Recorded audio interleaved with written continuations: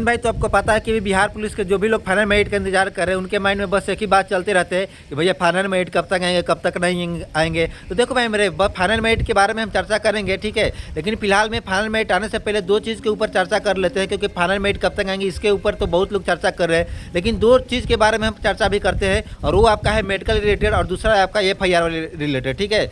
FIR वाला related जो है बहुत ज़्यादा इंपॉर्टेंट है भाई मेरे, ठीक है, क्योंकि आपको पता है कि मेडिकल जो है आपको ज्वाइनिंग से लगभग मतलब 10 दिन 20 दिन के बाद आपका लेता है, लेकिन FIR वाला जो है वो बहुत ज़्यादा इंपॉर्टेंट अभी हो जाता है। तो देखो भाई मेरे, आपको क्या होगा कि किस तरह के FIR से आपको दिक्कत होगा, किस तरह से FIR वाला को आपको दिक्कत नहीं होगा।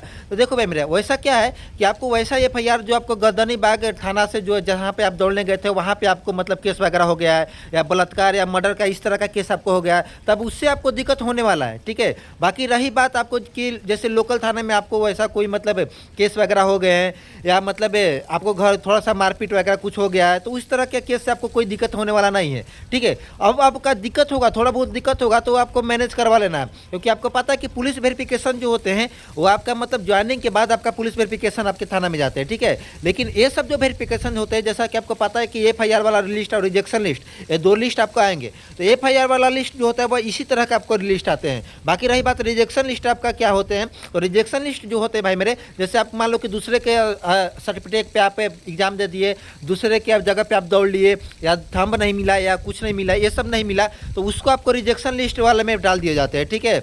और FIR वाले में भी इस तरह का मतलब बलात्कार मर्डर या गर्दनी बाग में कोई भी अगर केस वगैरह हो गया है आपके ऊपर, तो उस तरह के मतलब सामूहिक जो आपका CSBC की नज़र में आपका वो केस नहीं होना चाहिए। पहली बात एक दिमाग में डाल लीजिए, ठीक है।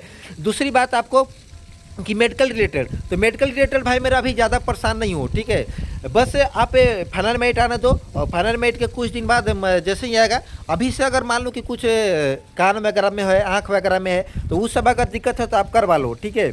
और बाकी कुछ अगर में बड़ा इशू है, बड़ा प्रॉब्लम है, जैसे ऑपरेशन वगैरह है, तो वो सब अभी नहीं करा भाई मेरे, ठीक है। वो सब अभी कराने की ज़रूरत नहीं है, ठीक है। बाकी नौकरी वगैरह है तो ये सब का भी एक्सरसाइज करते रहो, ये सब आपका ठीक रहेगा।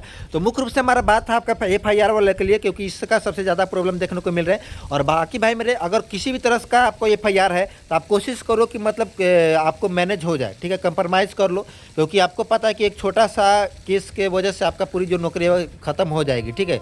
आप ज्वाइनिंग के बाद भी आप आ सकते हो, जब तक आपका पुलिस वेरिफिकेशन नहीं होते हैं, ठीक है। तो बस इतना आप कर लो।